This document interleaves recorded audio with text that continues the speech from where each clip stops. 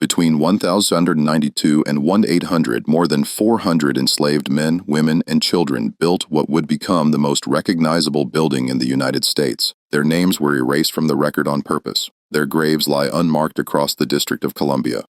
For over 2 centuries, the government insisted these omissions were not mistakes, they were policy. In 1901, a restoration crew working beneath the East Wing's foundation uncovered something that stopped the project instantly. The superintendent ordered all excavation to cease, and the workers were sworn to secrecy. Within hours, the discovery was buried again, literally and bureaucratically. What they had found suggested the original construction involved more than the exploitation of enslaved labor. It hinted at deliberate concealment of deaths, of violence, of stories the young republic could never afford to acknowledge. Tonight, you'll hear what those records actually contained. Before we continue, I want to ask something of you. If you're listening from Washington, D.C., Virginia, Maryland, or anywhere across the United States, leave a comment and tell us where you're from. These stories belong to all of us. Knowing where our listeners are connecting from helps keep this community alive. Subscribe to Vintage Truth so you never miss the dark chapters of American history, the ones they tried to bury. Let's uncover the truth together. The 1091 discovery wouldn't be the last time someone stumbled upon evidence of what really happened during those 8 years of construction. But to understand why those findings were so dangerous, we have to go back to the beginning, to how the project began and to the people who were forced to build it. In 1790, Philadelphia served as the temporary capital of the young nation, but the Residence Act passed that July called for a new federal district along the Towac River. President George Washington personally selected the location in January 1791, 10 Ms. Square, carved from land ceded by Maryland and Virginia. The site was nothing like the idealized images painted later. It was malarial swamp thick with mosquitoes, stifling in the summer heat, and dotted with tobacco plantations worked by enslaved laborers who had toiled there for generations. The commissioners charged with overseeing construction faced an immediate obstacle. The federal government was broke. Building the president's house, the Capitol Department offices, and roads was estimated to cost around $400,000, an astronomical sum for a nation still drowning in post-Revolutionary War debt. Thomas Jefferson, then Secretary of State, proposed a solution both efficient and cruel. The government would hire enslaved laborers. Their owners would receive a rental fee about $5 per month per person, while the workers themselves would get nothing beyond meager rations and shelter.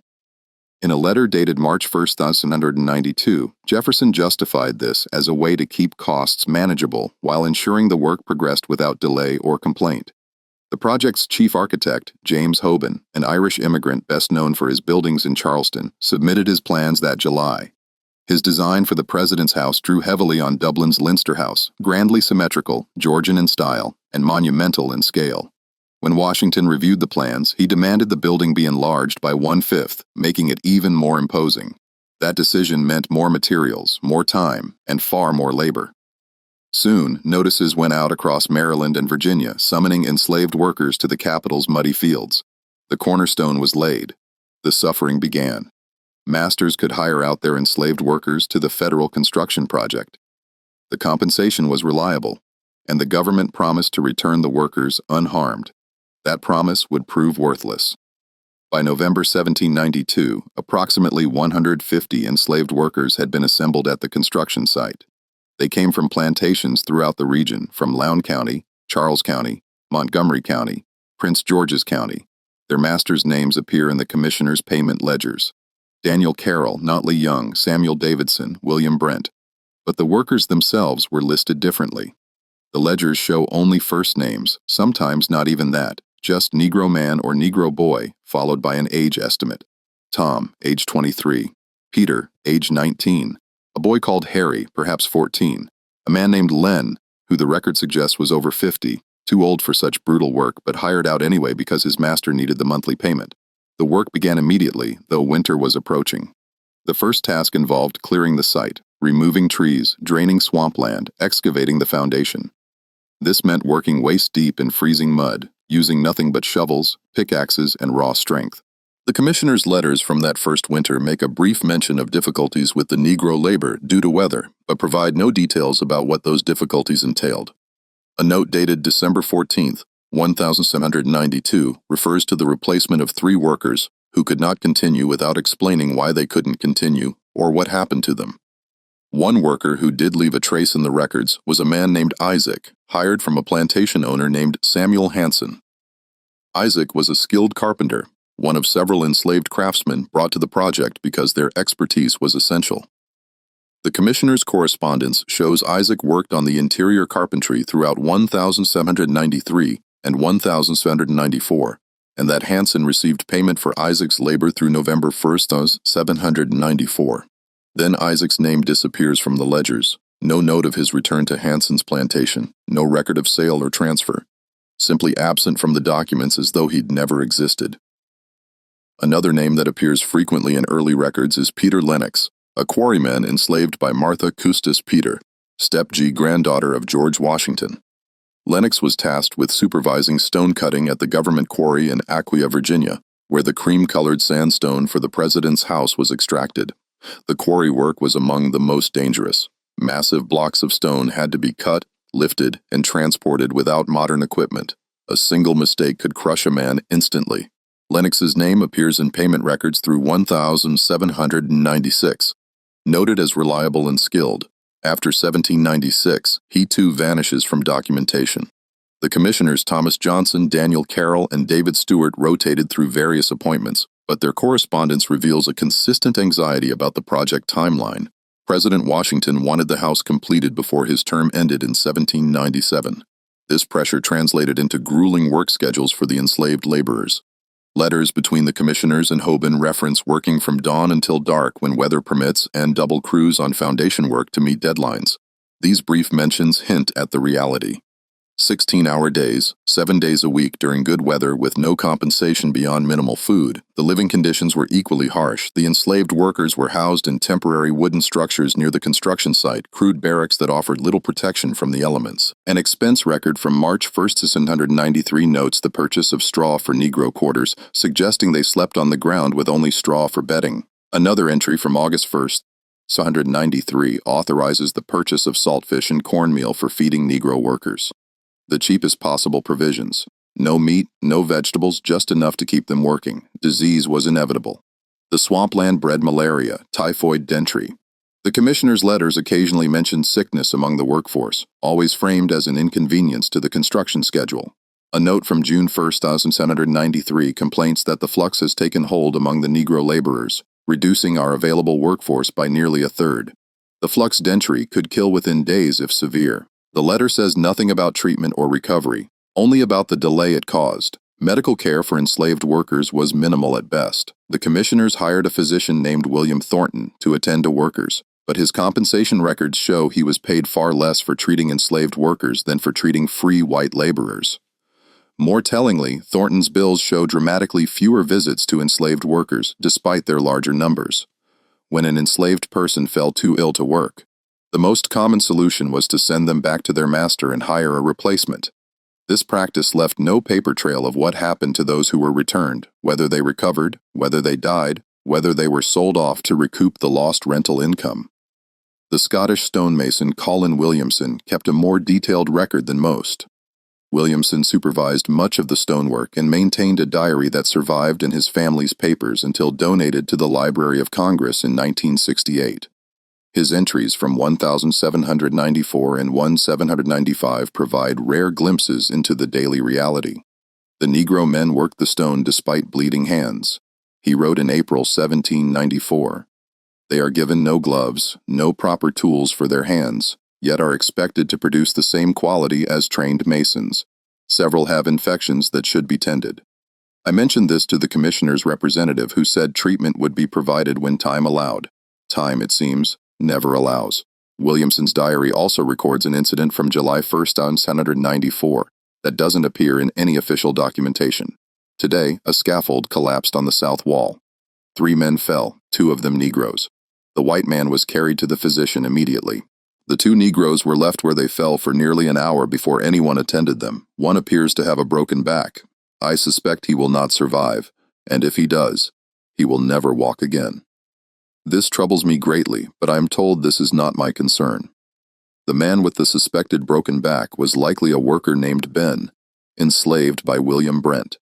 Ben's name appears in payment ledgers through June 1st, 1794, then stops. Brent continued to receive payment for Negro labor in July and August 1794, but the name changes to Negro Man Jim. This pattern, sudden name substitutions in the payment records without explanation, occurs repeatedly throughout the construction period, suggesting workers were being replaced, but the circumstances of their departure were deliberately left unrecorded. By 1795, the structure shell was largely complete, but interior work would take several more years. The project expanded to include not just the president's house, but also the surrounding landscape, roads, and ancillary buildings. This expansion meant the workforce actually grew during the latter half of decade. At its peak in 1798, somewhere between 400 and 500 workers labored on the site and in related operations like the quarries, brick kilns, and lumber mills. The majority were enslaved.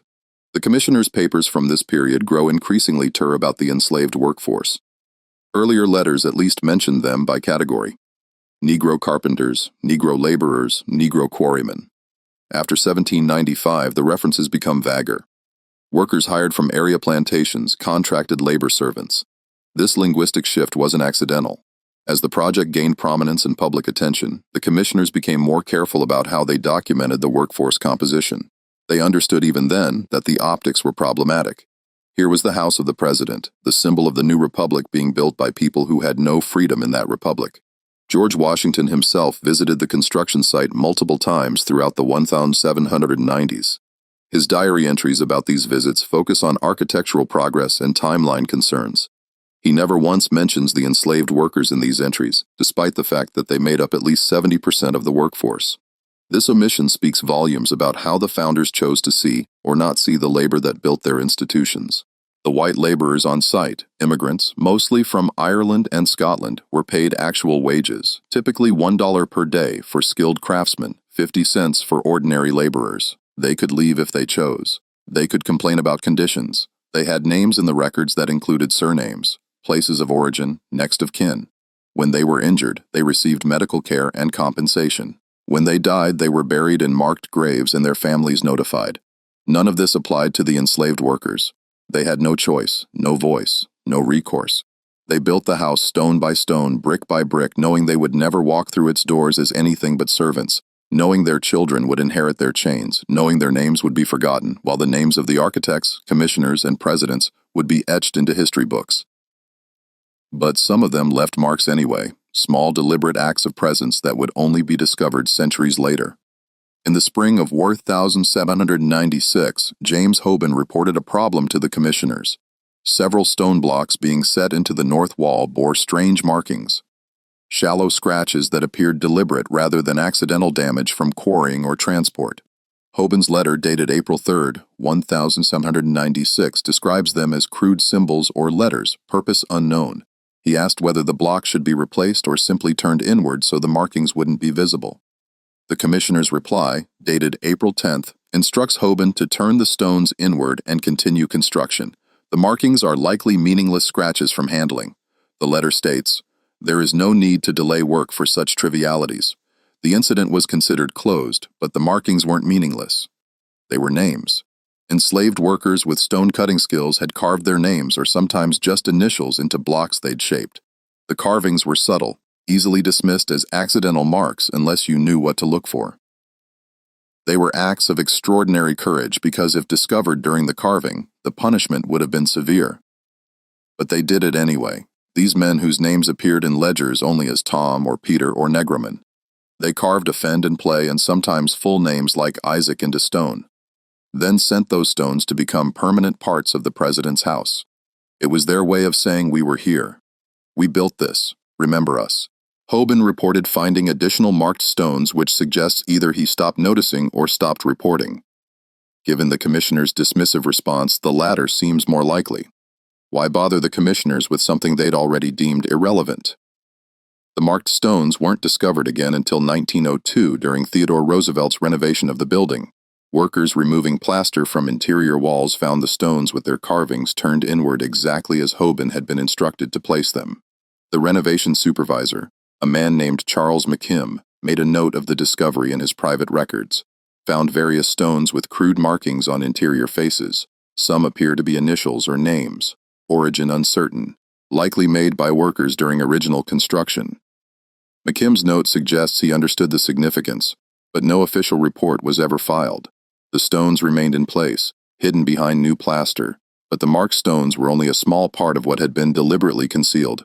The more significant hiding began in the summer of 1797 following an incident that could have destroyed the project's already fragile reputation. July 1, 1797 brought one of the worst heat waves anyone could remember. Temperatures climbed above 100 degrees for days on end. The combination of extreme heat, swampland humidity, and inadequate water supplies created catastrophic conditions for the workers. Within 2 weeks, dozens of enslaved laborers fell ill with what the commissioner's correspondence refers to vaguely as summer fevers. The commissioner sent urgent letters to plantation owners. Your workers have taken sick and cannot continue. Send replacements. These letters are unusually numerous. For late July and early August, 1797, at least 23 survive in the archives. Each requests immediate replacement workers, which suggests the number of sick workers exceeded 23, possibly by a substantial margin. What happened to those workers? The commissioner's papers contain no follow-up correspondence explaining their fate. The plantation owner replies where they survive are Turk acknowledged. Replacement sent. No mention of the sick workers being returned. No mention of their recovery or death. Nothing. Colin Williamson's diary entries from this period are harrowing. The sickness spreads through the Negro quarters like wildfire. He wrote on July 23, 1797. I have seen at least a dozen men too weak to stand, yet there is no physician attending them. They lie in those wretched barracks burning with fever, and no one seems concerned except to determine when replacement workers will arrive. I asked the commissioner's man what provisions have been made for treatment. He told me the sick ones have been moved to an isolated area to prevent contagion spreading to the other workers. When I asked where this isolated area was, he became evasive and told me it was not my affair. Williamson's entry from July 28 is more disturbing. I have learned where the sick are being kept. There is a hastily constructed shed near the old kiln site, perhaps a 4-mile from the main construction. I walked there this morning despite being told to keep to my assigned area. What I found troubles me deeply. At least 20 men lie in that shed with almost no care. One woman, a young girl, really cannot be more than 16, tends to them as best she can with nothing but water and rags. The heat inside that shed is unbearable. Many of the men are clearly dying.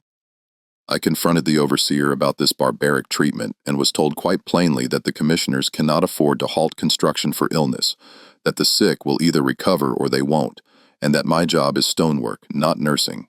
I feel ashamed to be part of this enterprise. The young girl Williamson mentioned appears nowhere in official records. Enslaved women worked on the project too, primarily as cooks in Larry Ises, but their presence is barely documented. This particular girl may have been brought specifically to tend the sick, an enslaved person with nursing experience, hired temporarily and then returned to her master when the crisis passed or didn't pass. Williamson's final entry on the subject, dated August 5, 1797, is chilling in its brevity. The shed near the kiln is empty now, all of them.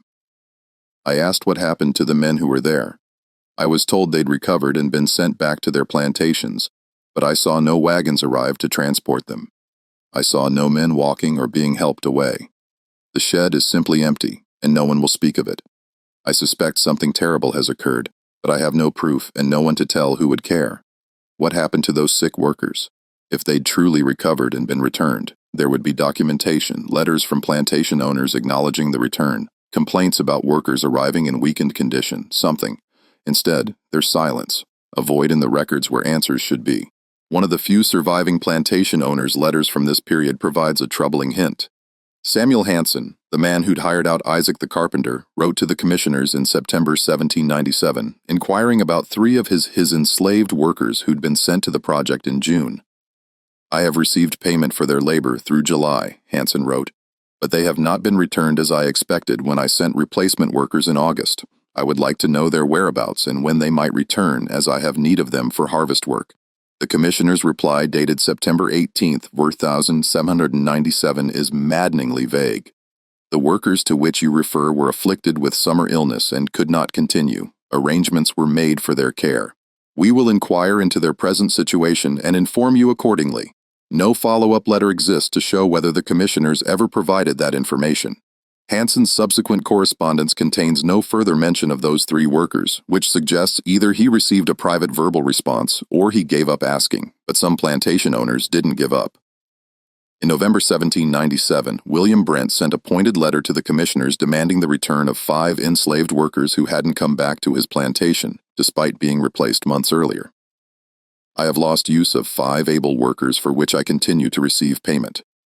Yet the workers themselves have not returned. This arrangement cannot continue. I demand either the return of these workers or an explanation of why they cannot return, along with compensation for their loss if they have died in federal service. This letter hit a nerve. The commissioner's reply came within 3 days, unusually fast, and its tone was defensive. The workers to which you refer met with unfortunate circumstances during their service. Death occurred despite best efforts at treatment.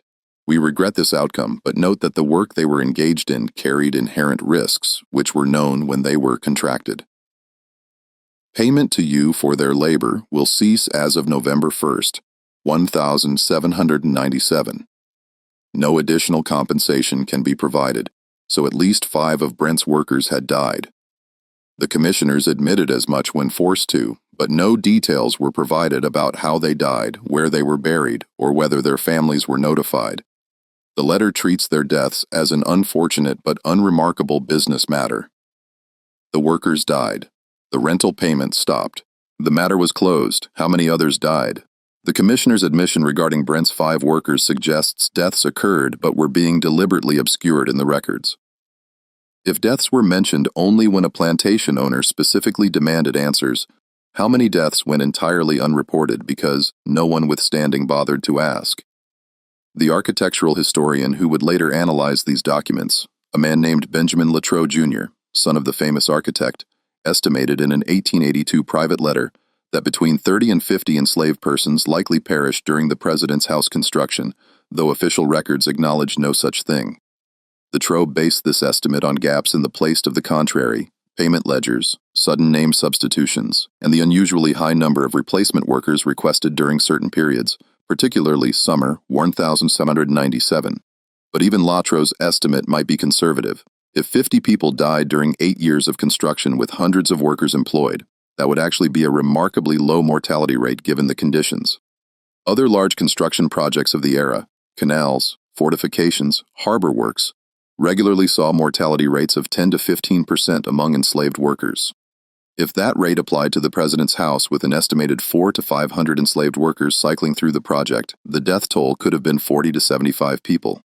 Where were they buried? This question leads to the discovery that Superintendent made in 1901, the one that caused immediate halt to excavation and sworn secrecy among the workers. The restoration project that year involved reinforcing the East Wing's foundation. Workers dug down to expose the original foundation stones laid in 1792, about 6 feet below the current ground level. They found bones, human bones, at least a dozen skulls, according to the superintendent's private notes, along with numerous other bones that appeared to have been buried hastily and without ceremony. No coffins, no markers, just bones in the dirt beneath the building's foundation. The superintendent, a man named Henry Reed, immediately recognized the implications. If news spread that human remains had been found buried in unmarked graves beneath the White House, it would trigger investigations, questions, and potentially massive public scandal.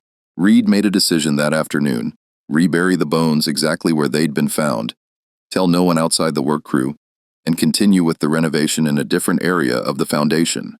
Reed kept a personal diary which his descendants donated to the National Archives in 1978. His entry from October 12, 1891 describes the discovery in detail. We found them approximately 6 feet down just outside the original eastern foundation line. The bones were mixed together with no attempt at proper burial I could discern. Some skulls showed damage consistent with trauma, though I am no medical expert. We counted at least 12 skulls, possibly more, as some were fragmentary. The Negro workers on our crew became very quiet when we uncovered them. One old man, a fellow named Joseph, who's worked on the grounds for 40 years, said he'd heard stories from his grandfather about workers buried near the house during original construction. He said his grandfather called them the Forgotten Ones. We reread everything before day's end. I instructed all workers that nothing was found and that anyone speaking of this discovery would be immediately dismissed. I then moved the foundation work to the western side. I could not risk this becoming public knowledge. I confess I felt quite ill all evening thinking of those poor souls buried like refuse beneath this great house. Reed never filed an official report about the discovery. He never told the president's staff or the Interior Department. He simply ensured the bones remained hidden and took the secret to his grave in 1924. Only the discovery of his diary decades later revealed what had been found and buried again. The bones raised terrible questions. If enslaved workers had been buried right outside the foundation, had they died during construction and been disposed of as quickly and quietly as possible? Were these some of the workers who disappeared from the records in summer 1797? Were there more burial sites elsewhere on the grounds that had never been discovered?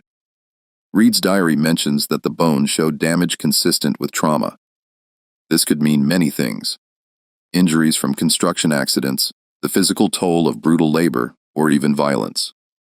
The diary doesn't elaborate, and without proper forensic examination, which Reed refused to allow, the truth about how these people died would remain forever unknown.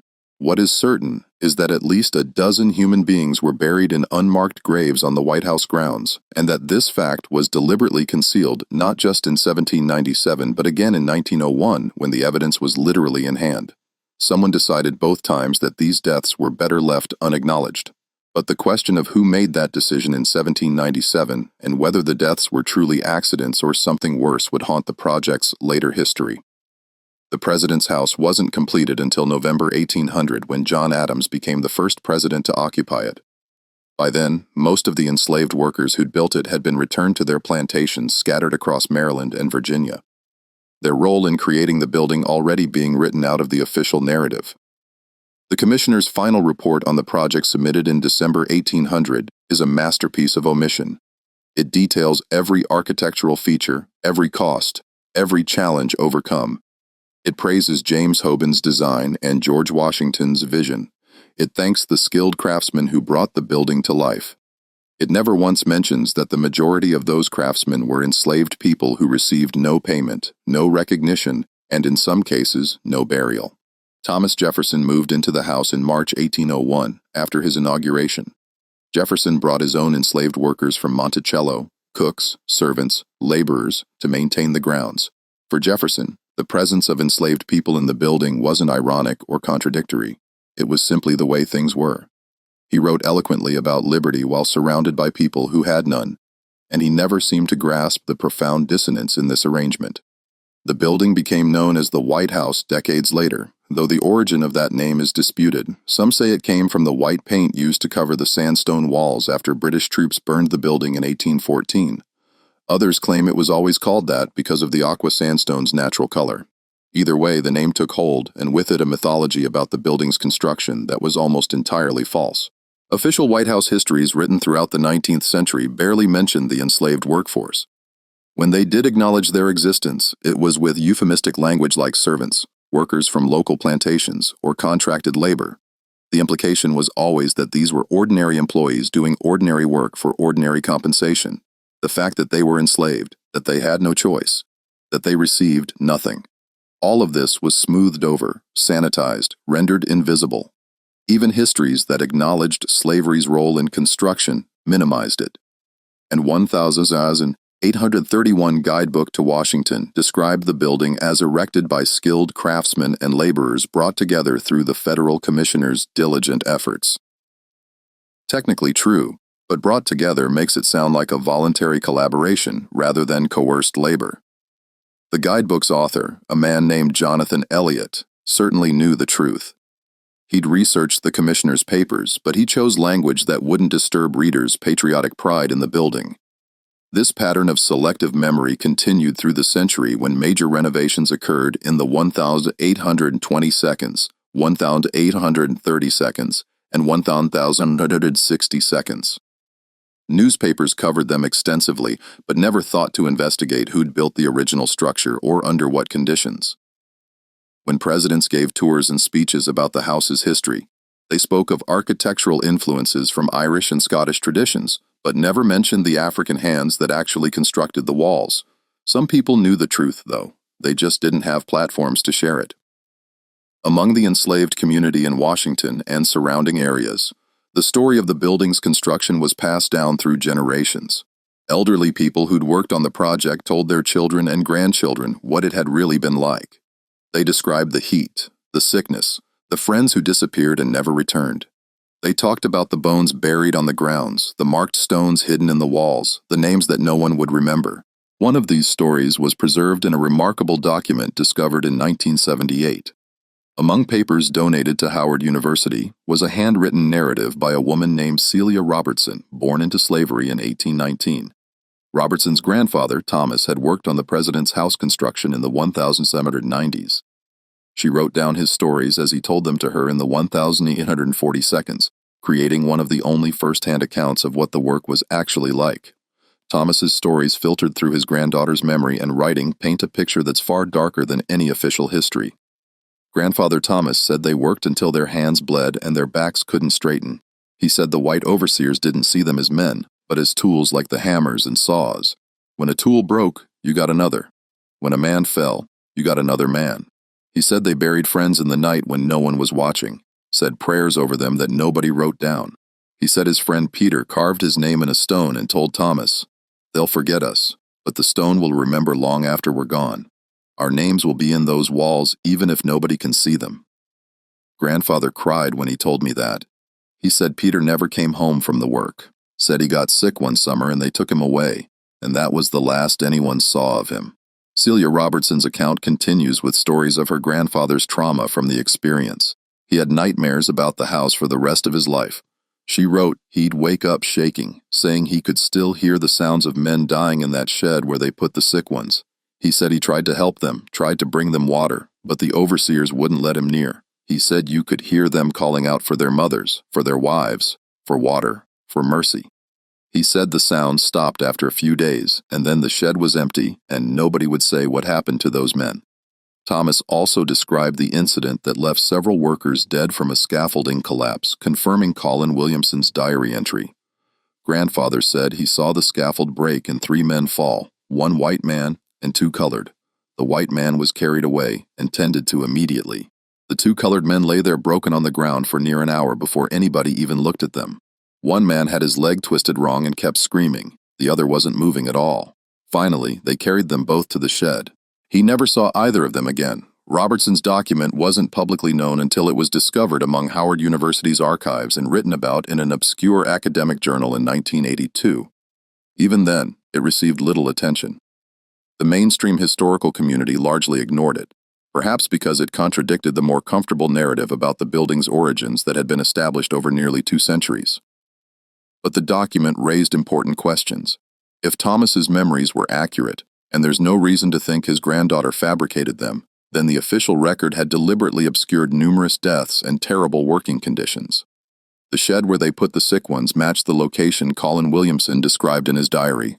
The scaffolding incident matched Williamson's account almost perfectly. Thomas's stories and Williamson's contemporary observations were corroborating each other across decades. This convergence of evidence suggested something historians had long suspected but could never quite prove. The president's house construction involved significant loss of enslaved lives, and those losses were systematically erased from the precedents. Historical record. The physical evidence supported this conclusion too. In 1978, the same year Robertson's account was discovered. A team of archaeologists conducted a survey of the White House grounds as part of a comprehensive historical documentation project. The survey included ground-penetrating radar analysis of areas that had never been developed or significantly disturbed since the 1790 seconds. The radar revealed anomalies consistent with unmarked graves in at least 3 locations on the grounds. One site was very close to where Henry Reed's crew had discovered bones in 1901. Another was near the old kiln site that Williamson had mentioned in his diary. The third was in an area that's now part of the Rose Garden. The archaeologists noted these findings in their technical report, but recommended against excavation. Given the political sensitivity of potentially discovering human remains on the White House grounds, the report stated, and the fact that any such remains would likely be enslaved individuals buried without ceremony or record, we recommend these sites be left undisturbed and marked as potentially sensitive areas for future reference. In other words, we know there are probably bodies buried here, but digging them up would be politically complicated. So, let's just note it and move on. This decision, like Henry Reed's decision in 1901 and the Commissioner's decisions in the 1790s, prioritized institutional reputation over historical truth and human dignity. The people buried in those unmarked graves had been forgotten in death, just as they'd been exploited in life. Even when evidence of their existence surfaced, the response was to rebury it literally or figuratively.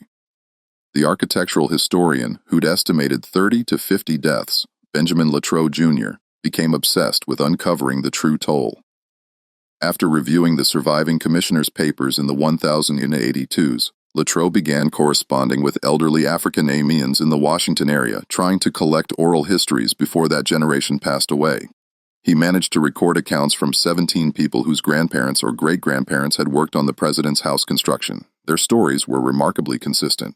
All mentioned brutal working conditions, insufficient food and water, endemic sickness, and people who vanished from the workforce and were never heard from again.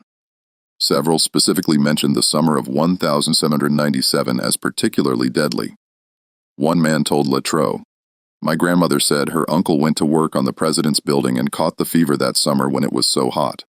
She said they took him to a place away from the others, and her mother went looking for him, but couldn't find where they'd put him. Later, they told her he'd died and been buried, but they wouldn't say where. She looked for his grave for years, but never found it." Latrobe compiled these accounts into a manuscript he hoped to publish as a corrective to the sanitized histories.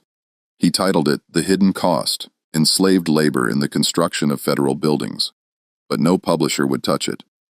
Latrobe tried for 5 years to get the manuscript published, but the rejections were unanimous: too controversial, not appropriate for current readership, lacked sufficient documentation, and most tellingly would damage the reputation of venerable institutions. Latrobe died in 1887, bitter and frustrated. His manuscript remained unpublished until 1934, when a small academic press released it in an edition of just 500 copies. It sold poorly and quickly went out of print. The book is now extremely rare. Most copies were lost or destroyed over the years. Only about 24 copies are known to exist today, scattered among university libraries and private collections. Even when the truth was documented and available, it couldn't gain traction against the established narrative. The mythology of the White House as a symbol of democratic ideals and American values was too powerful, too important to national identity, acknowledging that it had been built on the backs of enslaved people who died unmarked and forgotten. That acknowledgement would require confronting uncomfortable truths about the nation's founding that most Americans weren't ready to face. So the truth remained buried quite literally in some cases beneath decades and then centuries of silence. The president's house wasn't completed until November 1800, when John Adams became the first president to occupy it. By then, most of the enslaved workers who'd built it had been returned to their plantations scattered across Maryland and Virginia, their role in creating the building already being written out of the official narrative. The commissioner's final report on the project, submitted in December 1800, is a masterpiece of omission. It details every architectural feature, every cost, every challenge overcome. It praises James Hoban's design and George Washington's vision. It thanks skilled craftsmen who brought the building to life. It never once mentions that the majority of those craftsmen were enslaved people who received no payment, no recognition, and in some cases, no burial. Thomas Jefferson moved into the house in March 1801 after his inauguration. Jefferson brought his own enslaved workers from Monticello, cooks, servants, laborers to maintain the grounds. For Jefferson, the presence of enslaved people in the building wasn't ironic or contradictory. It was simply the way things were. He wrote eloquently about liberty while surrounded by people who had none, and he never seemed to grasp the profound dissonance in this arrangement. Among the enslaved community in Washington and surrounding areas, the story of the building's construction was passed down through whispered conversations and quiet warnings. Elderly people who'd worked on the project told their children what it had really been like.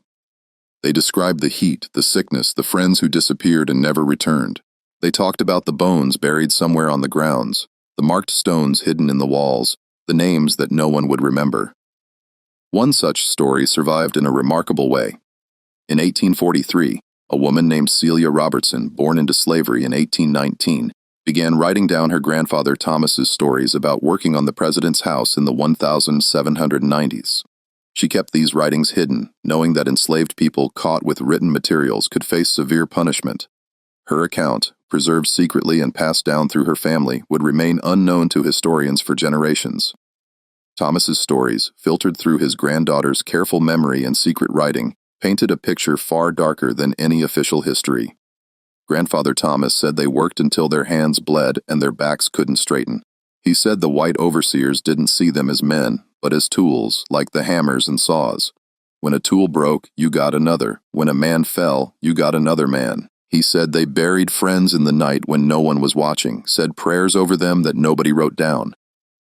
The account continued with stories that matched details from other sources. He said his friend Peter carved his name in a stone and told Thomas, "They'll forget us, but the stone will remember. Long after we're gone, our names will be in those walls, even if nobody can see them." Grandfather cried when he told me that. He said Peter never came home from the work, said he got sick one summer and they took him away, and that was the last anyone saw of him. Thomas also described the shed near the kiln where sick workers were taken during that terrible summer of 1697. Grandfather said he tried to help them, tried to bring them water, but the overseers wouldn't let him near. He said you could hear them calling out for their mothers, for their wives, for water, for mercy. He said the sound stopped after a few days, and then the shed was empty, and nobody would say what happened to those men. He had nightmares about it until the day he died. If you're finding this story as disturbing as it truly is, take a moment to like this video and leave a comment with your thoughts. What do you think happened to those men in that shed? The theories and discussions in the comments help us all understand these dark chapters of history together. And if you haven't subscribed yet, do it now because stories like this need to be told and remembered. Celia Robertson's account remained hidden in her family for decades after her death in 1889. By then, official histories of the president's house had already solidified into comfortable mythology that barely acknowledged enslaved labor at all. An 1831 guidebook described the building as erected by skilled craftsmen and laborers brought together through the federal commissioner's diligent efforts. The phrase "brought together" made coerced labor sound like voluntary collaboration. Meanwhile, occasional evidence would surface that contradicted the sanitized narrative only to be quickly buried again. In 1867, during Andrew Johnson's presidency, workers repairing foundation damage from decades of settling discovered several artifacts that had clearly been left by 18th-century laborers. Among them was a small wooden disc about 2 in diameter with careful carving on both sides. One side had the initials PL. The other side had what appeared to be a date, 1796. The maintenance supervisor recognized this might be significant and reported it to the White House steward. The steward examined the disc, noted it in his daily log, as curious article found during repair work appears old, and placed it in a storage cabinet. No further investigation was conducted. The disc sat forgotten in that cabinet, while the man whose initials were carved on it, likely Peter Lennox, remained as forgotten as he'd been for 70 years. That same year, something else was discovered that the White House steward did not record in his official log, though he mentioned it in a private letter to his brother dated September 14, 1867. During foundation repairs this month, the workers uncovered what appeared to be human remains in the soil near the eastern wall. Old bones, several skulls. The workers became quite agitated, especially the colored men on the crew. I consulted with the president's secretary about what should be done. We agreed the matter was best handled quietly. The bones were re-aeried in the same location, and the repair work continued in a different area. I suspect these were workers who died during original construction and were buried hastily on the grounds. But raising questions about this now would serve no good purpose and might cause unnecessary scandal. The steward's decision to rebury the bones and stay silent set a precedent that would be followed again decades later. The dead would stay buried. The questions would stay unasked. In 1891, the Interior Department commissioned a historian named Herbert Braftoft to write a comprehensive history of federal buildings. Bancroft was given access to archives that previous historians had never seen, including correspondence between the commissioners and plantation owners that had been stored in a War Department warehouse and largely forgotten. What Braftoft found in those yellowed letters disturbed him deeply. He found the exchange between William Brent and the commissioners in which they admitted 5 of Brent's workers had died. He found at least a dozen similar exchanges with other plantation owners. He found records of payment disputes where owners demanded compensation for workers who hadn't been returned. He found medical bills that suggested far more workers had required treatment than the commissioners had acknowledged publicly. Most disturbing was a letter he discovered from Samuel Davidson to his brother dated December 1st, 1797, that had apparently never been sent. Davidson had written it in obvious anger.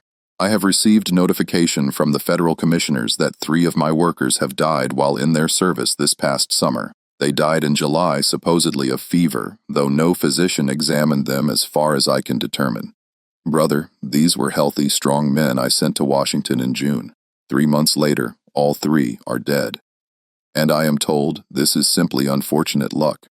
I do not believe it was luck at all. I believe conditions at that construction site are barbaric. The overseers are cruel and negligent, and men are dying from abuse as much as from any fever. The letter continued with an accusation that made Bancroft off-stop and reread it twice. I have spoken with other owners who sent workers to that hour's project. William Brent lost 5 men, and was told nothing until he demanded answers. I spoke with Notley Young, who said at least a dozen of his workers came back sick and weakened, and 3 died within weeks of returning home. The true toll of this construction is far higher than anyone will admit. I will not send another living soul to work on federal projects. Bancroft sat in that archive room for a long time after reading Davidson's letter. If the plantation owner's information was accurate, and Bancroft had found documentation confirming Brent's 5 deaths, then at least 24 enslaved workers had died that Davidson knew about. And Davidson explicitly stated, the true toll is far higher than anyone will admit. RTF compiled his findings into a section of his manuscript titled, The Human Cost of Construction. He wrote carefully but honestly about what the records revealed. The construction of the President's House, that great symbol of American democracy, was accomplished in significant part through the forced labor of enslaved persons. The conditions under which they worked were brutal, the compensation they received was nothing, and the deaths that occurred, deaths which available evidence suggests numbered at minimum 40 individuals and quite possibly more, were deliberately obscured in official records and have been omitted from all subsequent histories of the building. When Bancroft submitted his draft manuscript to the Interior Department in early 1892, the response came swiftly. A letter dated March 3, 1892, instructed him in unambiguous terms. While we appreciate your thorough research, we feel that the section regarding unfortunate incidents during construction does not serve the purpose of this commissioned history, which is to celebrate the architectural and engineering achievements of our federal buildings. Please remove this section entirely and focus on the positive aspects of these great American landmarks, Bancroft protested. He wrote back, arguing that a complete history must include uncomfortable truths, that omitting the deaths and suffering of enslaved workers was a disservice to historical accuracy and to the memory of those who died. The Interior Department's complaints reply was even more direct. Remove the section or the book would not be published and he would not be paid. Bancroft had spent 2 years on the project. He had a family to support. He removed the section, but he couldn't bring himself to destroy it. He kept the deleted pages among his personal papers along with copies of the most damning letters he'd found. He wrote a note on the folder containing them. The truth about how the President's House was built, removed from my history at government insistence. May someone braver than I eventually tell this story. H.B., April 1st, 1892. The published version of Bancroft's history appeared in 1893. It contained exactly 1 paragraph about enslaved labor. The project employed workers from area plantations under contract with their masters, a common practice of the era. These workers contributed their skills to the construction of this magnificent building. Bancroft's deleted section with its careful documentation of deaths, its quotes from Davidson's damning letter, its estimate of 40 or more casualties remained in his personal files. When Bancroft died in 1918, his papers were stored in boxes by his family who didn't know what historical significance they contained. The architectural historian Benjamin Latrobe Jr., son of the famous architect, had spent years in the 1080s trying to piece together the truth about the President's House construction. He'd reviewed what records he could access. He'd interviewed elderly African-Americans whose grandparents or great-grandparents had worked on the project. He'd collected 17 oral histories, all consistent in describing brutal conditions, endemic sickness, and people who vanished and never returned. Latrobe compiled everything into a manuscript he titled The Hidden Cost Enslaved Labor in the Construction of Federal Buildings. He estimated, based on gaps in payment records and the oral histories he'd collected, that between 30 and 50 enslaved persons had likely perished during the Ter president's house construction. For 5 years, Latrobe tried to find a publisher. Every response was the same: too controversial, not appropriate for current readership, lacks sufficient documentation, and most tellingly would damage the reputation of venerable institutions. Latrobe died in 1887, his manuscript unpublished. His papers were donated to a university library, where they sat uncatalogued and unread in boxes marked simply Latrobe Architectural Notes. The truth was available. It was documented. It was in archives and family papers and university collections. But it couldn't gain traction against the established narrative. The mythology of the White House as a pure symbol of American ideals was too important, too central to national identity. Acknowledging it had been built on the backs of enslaved people who died and were forgotten. That acknowledgement would require confronting truths that most Americans in the late 19th century weren't willing to face. In October 1901, the discovery that Henry Reed's crew made beneath the East Wing Foundation brought all of these buried truths rushing back to the surface, at least for the few people who knew about it. The restoration project that fall involved reinforcing foundations that had settled over a century. Workers dug down to expose the original stones laid in 1792. At approximately 6 feet below the current ground level, a worker's shovel struck something that wasn't stone or soil. He called his foreman over. They dug more carefully. Bones, human bones, a skull, then another, then more. The foreman immediately stopped the crew and sent for Superintendent Henry Reed. Reed arrived within the hour and examined what they'd uncovered. At least a dozen skulls were visible, along with numerous other bones that appeared to have been buried hastily without ceremony. No coffins, no markers, no artifacts, just human remains discarded in the dirt beneath the building's foundation. Reed was 53 years old and had worked on prominent buildings throughout Washington for 30 years. He understood immediately what he was looking at and what it meant.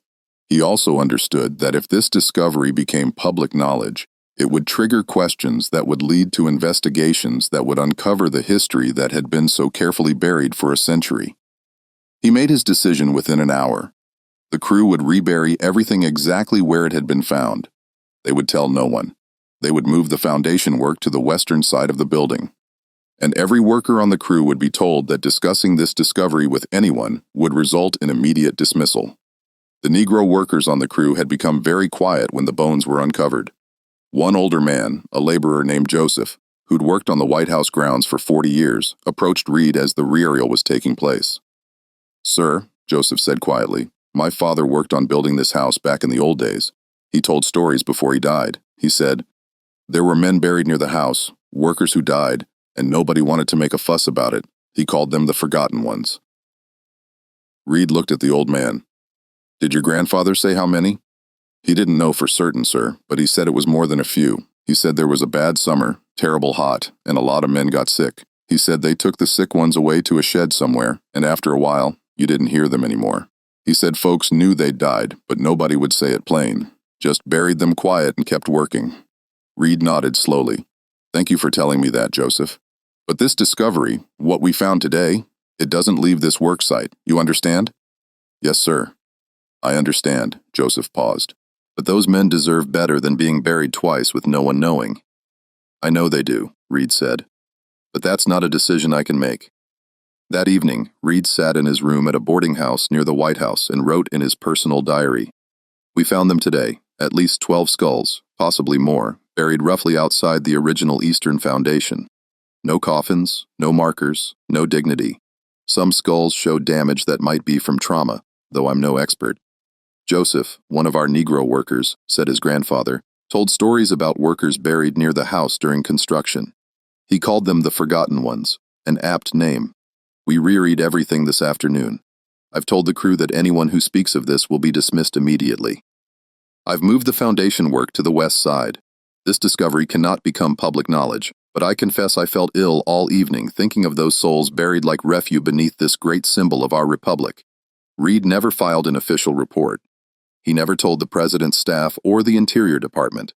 He kept the secret until his death 23 years later, and only his private diary, which his family kept but never read carefully, preserved any record of what had been found. The bones that Reed and his crew reread that October afternoon in 1901 remained in the ground as forgotten in the 20th century as they had been in the 18th. The men they belonged to, some of whom were probably listed on the paper hidden in the foundation, some of whom had carved their names in stones now hidden behind plaster, stayed nameless and unmourned. But the discovery raised questions that Reed couldn't help but think about, even though he'd never asked them aloud. If at least 12 people were buried right outside the eastern foundation, how many more were buried elsewhere on the grounds? The property covered 18 acres. Were there other burial sites that had never been disturbed? How many people had really died building this house? Reed thought about Joseph's grandfather's story of the shed where sick workers were taken that terrible summer. He thought about the skulls with trauma damage. He thought about the fact that no official records acknowledged any of this. Someone in 1797 had decided these deaths weren't worth documenting. Someone in 1867 had decided bones found during repairs should be quietly reared. And now Reed himself had made the same decision in 1901. The pattern was clear. The dead would stay buried. The truth would stay hidden. And the comfortable mythology about the building would remain undisturbed. The following spring in March 1902, workmen were removing old plaster from interior walls during renovation work when they discovered something that James Hoban had documented back in 1796. Behind the plaster on stones that had been turned inward so their carved faces wouldn't be visible were shallow scratches that weren't random at all. They were names, initials, small deliberate marks carved by the people who'd shaped the stones. One worker noticed a stone with clear letters, TC, another had PL. A third showed what looked like Isaac carved carefully into the cream-colored sandstone. The workmen called over their supervisor, who examined the markings and then ordered the workers to replace the plaster immediately and not discuss what they'd found. But one worker, a young man named Timothy O'Brien, made a sketch of 3 of the carved stones before the plaster was replaced. He wrote in his own diary that evening, found names carved in the stones today. Old James, the colored man who works in the basement, says those were likely enslaved men who built this place. He says they carved their names so they wouldn't be forgotten. Supervisor told us to cover them back up and not talk about it. Seems wrong leaving those names hidden, but I suppose that's how it's always been. O'Brien's sketch showed 3 sets of markings, T on one stone, PL on another, Isaac on a third, Peter Lennox, Thomas Isaac. Names that appeared in the commissioner's payment ledgers a century earlier, now rediscovered, carved in stone, and immediately hidden again. The plaster was replaced that afternoon. The names were covered once more. The workers moved on to other walls, other renovations. Within a week, everyone had stopped thinking about the carved stones, if they'd thought about them at all. Theodore Roosevelt, who occupied the White House during these renovations, was never told about the bones found the previous year or the carved names discovered that spring. The information was deemed irrelevant to the president's concerns. Superintendent Reed had kept his silence, and the renovation supervisor saw no reason to break it. By the summer of $1.92, all the renovation work was complete. The White House looked magnificent. Its structure reinforced, its interiors refreshed. Visitors admired the building's beauty and historical significance. Tour guides told stories about the architecture, the presidents who'd lived there, the important decisions made within its walls. No one mentioned the bones buried on the grounds. No one spoke of the names hidden in the walls. No one acknowledged the price that had secretly been paid to build this symbol of American democracy. In plantation communities throughout Maryland and Virginia, elderly people still told stories about grandparents or great-grandparents who'd worked on the president's house construction and never came home. These stories were passed down through generations, preserved in African American families even as they disappeared from official history. But by 1902, most of those elderly storytellers had died. Their children remembered some of the stories, but the details grew vaguer with each generation. Names were forgotten, specific incidents blurred together. The truth became harder to distinguish from embellishment or confusion. Celia Robertson had died in 1889, and her carefully hidden writings about her grandfather Thomas's experiences remained secreted away, unknown to anyone outside her immediate family. Herbert Bankford's deleted manuscript section sat in a box in his study. Benjamin Latrobe Jr.'s unpublished book gathered dust in a university storage room. The White House steward's 1,867 letter to his brother about finding bones had been discarded after his brother's death. Henry Reed's diary sat on a shelf in his bedroom, unread by anyone. The truth existed, scattered across dozens of documents and memories and hidden artifacts. But scattered truth is invisible truth. Without someone to gather the pieces, to insist they mattered, to force the uncomfortable questions, the truth might as well not exist at all. The president's house stood gleaming in the Washington sun, arguably the most recognizable building in America. Visitors from across the country came to admire it. Schoolchildren learned about its history. Artists painted it. Photographers captured it. Politicians worked within it. And beneath their feet, beneath the marble floors and manicured lawns, lay the bodies of at least a dozen people who had built the very foundation they stood upon. Their names were never recorded. Their graves were never marked. No one knew exactly where they rested, how they died, or how many others were lost beside them. The questions that should have been asked in 1797 were never asked. The investigations that should have taken place in 1867, 1891, or 191 never happened. The recognition that should have been offered was never given. The carved name stayed hidden behind plaster. The bones stayed buried in the earth. The documents that could have told their stories stayed scattered in archives and private collections. And the comforting myth that the president's house had been built by skilled craftsmen working under fair, ordinary conditions remained untouched. Yet in the black neighborhoods of Washington, people remembered differently. The elders would point toward the White House and say, "My people built that, built it with their own hands and got nothing for it. Some of them died building it and they're still buried right there." But you wouldn't find that story in any textbook. The grandchildren and great-grandchildren who heard those words often doubted them. The stories seemed too heavy, too painful, too accusing of the nation's most sacred symbol. Surely, if enslaved people had built the White House and died in the process, that would be in the history books. Surely the government would acknowledge something so monumental. But it wasn't. The government didn't.